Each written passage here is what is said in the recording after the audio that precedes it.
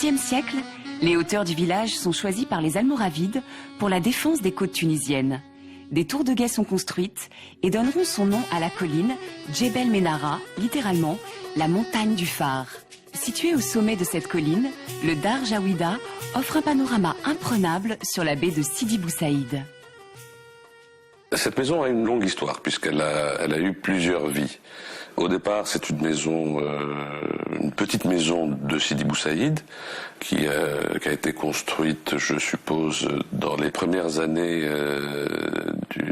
du XXe siècle. Elle a été reprise par un pharmacien de Tunis qui l'a lui-même revendue à Bernard Zerfus qui cherchait à s'installer dans cette région. Et donc, chacun de ses occupants a apporté des modifications, une petite extension à cette maison que j'ai rachetée moi-même au début des années 80 en rajoutant la partie extérieure et terrasse.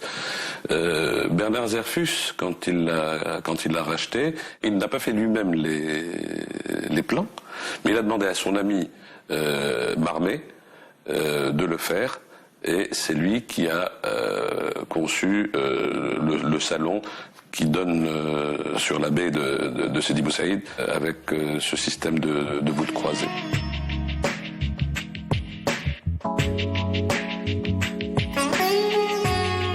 Comme décoration, bien entendu, on est resté dans le pur style Sidi Bou Saïdien et arabe. Sidi Bou Saïdien parce que c'est blanc et c'est des voûtes, et les éléments de décor et l'ameublement, c'est des meubles anciens, essentiellement tunisiens, de temps en temps peut-être revisités, et d'autres éléments qui sont le résultat de mes pérégrinations, de mes voyages, quelque chose qui me rappelle là où j'étais et qui s'intègre dans le décor que nous essayons de mettre en place ici.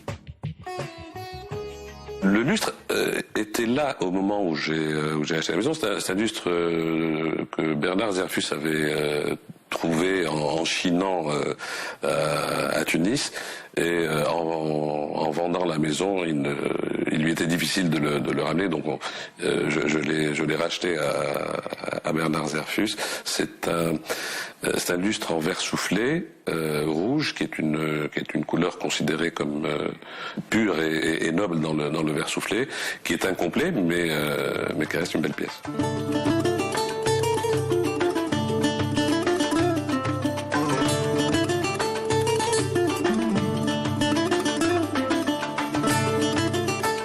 La maison se situe en haut de la colline El Manar, qui est devenue ensuite Sidi Bou Saïd, et surplombe le port de Sidi Bou Saïd. On est exposé plein sud de ce côté-ci de Sidi Bou Saïd, donc à l'est de Carthage.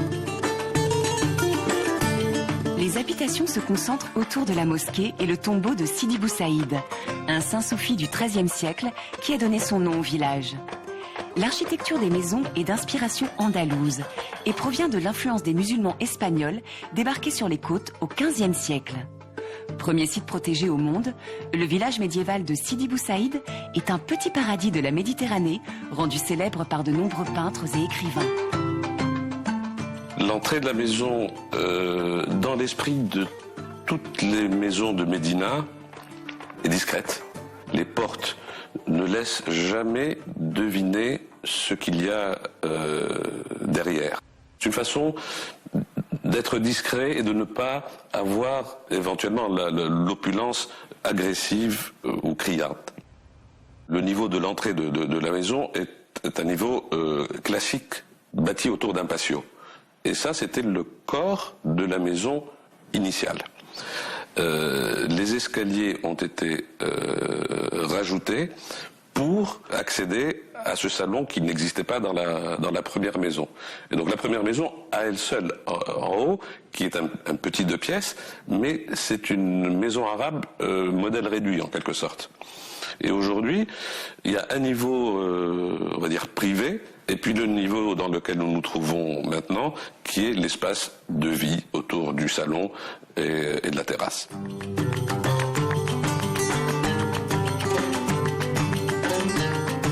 Cette horloge, sur laquelle est incrustée les armoiries du bey, aurait été un cadeau de l'avant-dernier tsar au bey de Tunis.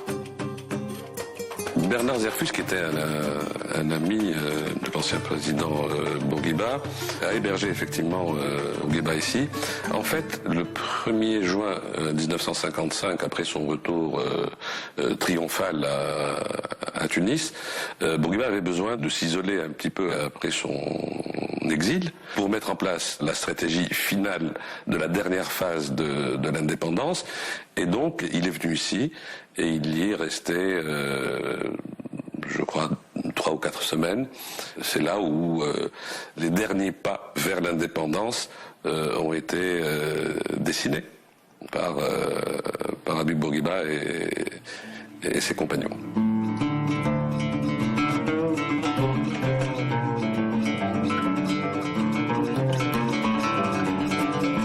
Mon père habitait Sidi Bou Saïd.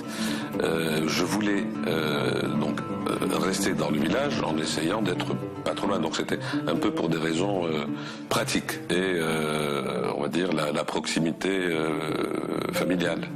Je ne suis pas un Sidi Bou Saïdien de souche. Je suis un migrant. Je suis un Sidi Bou Saïdien de 2e génération, pour utiliser les nouveaux termes sociologiques.